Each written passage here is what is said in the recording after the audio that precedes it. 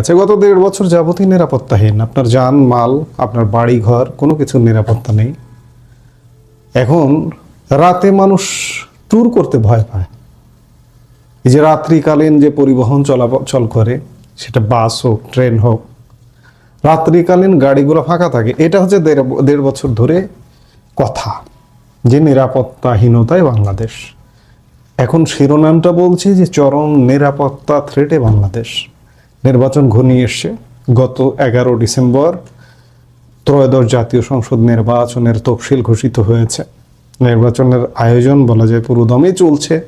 প্রধান দলগুলো ইতিমধ্যে প্রার্থীও ঘোষণা করেছে এবং এই মুহূর্তে সবচেয়ে বড় রাজনৈতিক দল বিএনপি প্রধান, বিএনপির ভারপ্রাপ্ত চেয়ারম্যান তারেক রহমানও আগামী 25শে ডিসেম্বর দেশে আসছেন। সবকিছু মিলিয়ে নির্বাচনী ট্রেনে উঠে পড়েছে দেশ।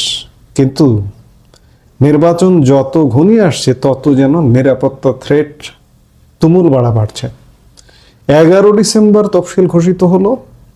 12 ডিসেম্বর শুক্রবারই ঢাকা 8 আসনের একজন স্বতন্ত্র প্রার্থী ইনকিলাব মঞ্চ নামক একটি সংগঠনের প্রধান কর্তা ব্যক্তি, আহ্বায়ক বা প্রধান কর্তা ব্যক্তি ওসমান হাদি গুলিবিদ্ধ হলেন এবং 11-12 তারিখে গুলিবিদ্ধ হয়েছেন। আজকে 18 ডিসেম্বর, এখনো পর্যন্ত তিনি সংজ্ঞাহীন।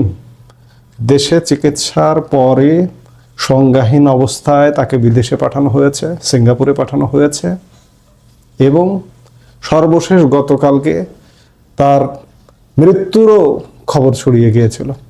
জানি না আসলে সঠিক খবর কি তিনি বেঁচে আছেন নাকি মৃত। আজকে এনসিপির আর এক নেত্রীর লাশ পাওয়া গেছে। কদিন আগে নিরাপত্তা ইস্যুকে কেন্দ্র করে বিএনপির একজন প্রার্থী নির্বাচন থেকে নিজেকে প্রত্যাহার করেছেন। সাম্প্রতিক পরিস্থিতিতে নিরাপত্তা শঙ্কার কথা উল্লেখ করে নারায়ণগঞ্জ শহর এবং বন্দর আসনে বিএনপি মনোনীত প্রার্থী ব্যবসায়ী ও ক্রীড়া সংগঠক মোহাম্মদ মাসুদুজ্জামান নির্বাচন থেকে সরে দাঁড়ানোর ঘোষণা দিয়েছেন। গত মঙ্গলবারে দুপুরে নারায়ণগঞ্জ প্রেস ক্লাবে রীতিমতো সংবাদ সম্মেলন করে এই মাসুদুজ্জামান নারায়ণগঞ্জ 5 আসনের প্রার্থী নিজেকে প্রত্যাহার করে নিয়েছেন। আজকে ত্রয়োদশ জাতীয় সংসদ নির্বাচনকে সামনে রেখে নিরাপত্তা নিয়ে শঙ্কায় নির্বাচন কমিশনের দ্বারস্থ হয়েছেন 2 সম্ভাব্য এমপি প্রার্থী। তারা হলেন কিশোরগঞ্জ 4 আসনের সম্ভাব্য স্বতন্ত্র প্রার্থী একজন নারী কাজী রেহা কবির সিগমা, একজন আলোচিত ব্যক্তি আমার বাংলাদেশ বা এবি পার্টির সাধারণ সম্পাদক, যিনি বরিশাল 3 বাবুগঞ্জ মোলাদি আসনের তার দলের এবি পার্টির প্রার্থী। তিনিও আজকে লিখিতভাবে নির্বাচন কমিশনে নিরাপত্তার দাবি জানিয়ে নিরাপত্তা চেয়ে চিঠি দিয়েছেন এবং এই আসাদুজ্জামান ফুয়াদ কয়েকদিন আগে তার নির্বাচনী এলাকায় গিয়েছিলেন এবং সেখানে তাকে নিয়ে আমরা বেশ হট্টগোল হতেও দেখেছি। আজকে আবার সরকারের পক্ষ থেকে নিরাপত্তা ইস্যু নিয়ে বিদেশি দূতাবাসগুলোকেও আশ্বস্ত করা হয়েছে। খবরে বলা হচ্ছে যে ত্রয়োদশ জাতীয় সংসদ নির্বাচন ও গণভোটকে কেন্দ্র করে ঢাকাস্থ বিদেশি দূতাবাসগুলোর নিরাপত্তা নিয়ে কূটনীতিকদের আশ্বস্ত করেছে অন্তর্বর্তীকালীন সরকার।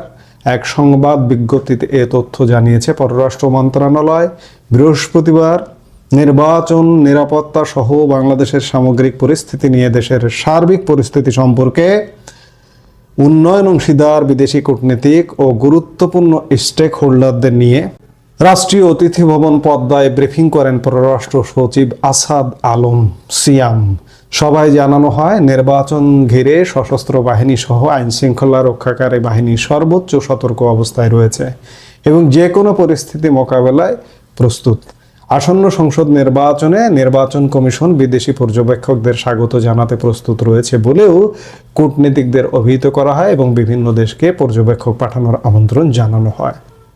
মানে নিরাপত্তা থ্রেটটা কেমন একবার চিন্তা করুন। প্রার্থীরা নিরাপত্তা চাইছে, এর মধ্যে গুলিবিদ্ধ হয়ে মৃত্যুপথযাত্রী হবারও পরিস্থিতি শোনা যাচ্ছে। গতকাল এক ভিডিও দেখলাম, এনসিপি নেতা হাসনাত আবদুল্লাহ তিনি তার এক সতীর্থকে বলছেন যে একা একা ঘুরিস না, গাড়িতে বসে তার সতীর্থকে বলছেন একা একা ঘুরিস না, পোলাপান নিয়ে ঘুরিস। তুই একা ঘুরিস না কিন্তু। না না সমস্যা নাই যান। তুই তোর সাথে পোলাপেন আছে তো? আছে আছে লোক তুই আছে। কিন্তু একা ঘুরিস না। সমস্যা নাই যান যান যান। তুই হলে যান, আসিস না? আসুন, আসুন, আসুন। হলে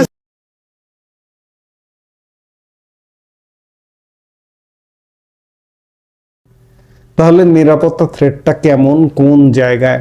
আজকে এই নিরাপত্তা থ্রেটটা ক্রিয়েট করলো কে? আওয়ামী লীগ করেছে? ছাত্রলীগ করেছে? যুবলীগ করেছে? আওয়ামী লীগ, ছাত্রলীগ, যুবলীগ তো নাই। সেই দল নিরাপত্তা থ্রেট তৈরি করবে? এমন বাংলাদেশ তো ছিল না। ওই দলটাও তো ক্ষমতায় ছিল, ওই দলের সময়ও নির্বাচন হয়েছে, একপাক্ষিক নির্বাচন হয়েছে, কিন্তু এই যে মানুষের জানমালের নিরাপত্তাহীনতা কিন্তু ছিল না।